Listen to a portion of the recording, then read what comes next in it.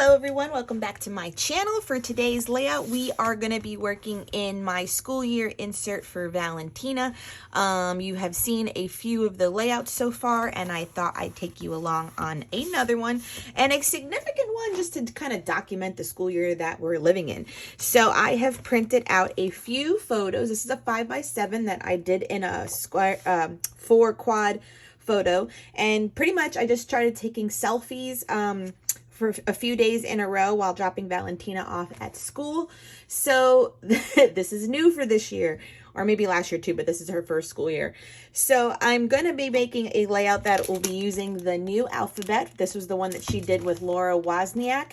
And I feel like I'm going to be stamping in Oxide, Chip Sapphire, and then Ali Edwards Columbia, so that it's 2 parts, and have it stamped wearing is caring. I feel like I'm going to go this way just because the words have a lot of letters and this is pretty wide, but I'll be measuring that out, or I feel I'll be writing it like wearing is caring, and then have my journaling be typed out here.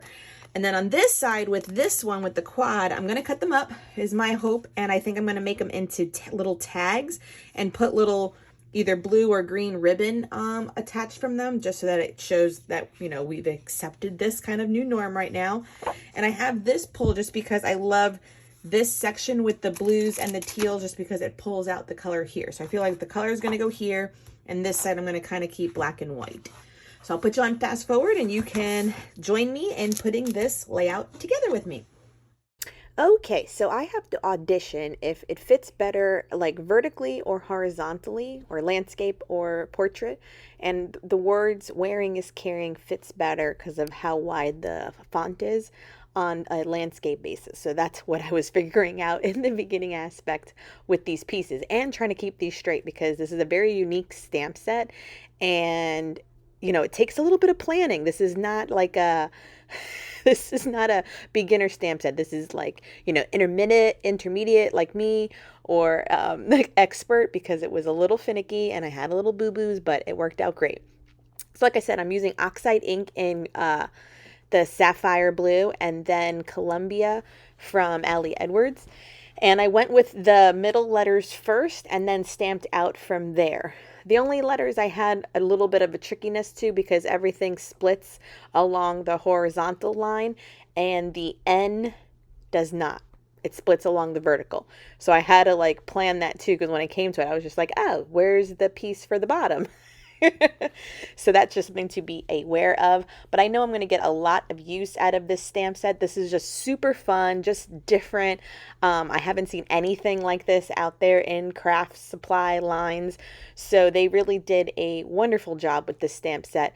I'm curious about the other one, but I do believe it's sold out. So unless she has another restock, I might have missed out on the other block type lettering. But I'm glad I have this one in my collection. And so, like I said, wearing is caring. I know that the mask wearing thing is a very polarizing topic, even for parents. And I am of the mindset that this is the least amount that my child has to do in order to stay semi-protected against COVID. So I am for it. My child is young enough where I don't feel like this will be a scarring thing, you know, knock on wood. So I just want to put a positive story in her insert about this year of wearing a mask. I try to get her cute ones. You know, she has Elsa ones and, you know, Princess Poppy ones and some colorful ones, to make it kind of fun as an accessory, like it would have been for me wearing all of my flower pins back when, you know, Carrie Bradshaw had that. So like I said, it's just something that I'm okay with. I'm not opposed to it, but I do understand where other parents are coming from with their concerns. But like I said, I just took some pictures and snapped them every day when we went to school. Like I said, they're all different colors, and we have like character ones now. So it's just fun. And I try to wear it as much as possible to show that it is okay and acceptable and not a strange thing, because mommy wears it too.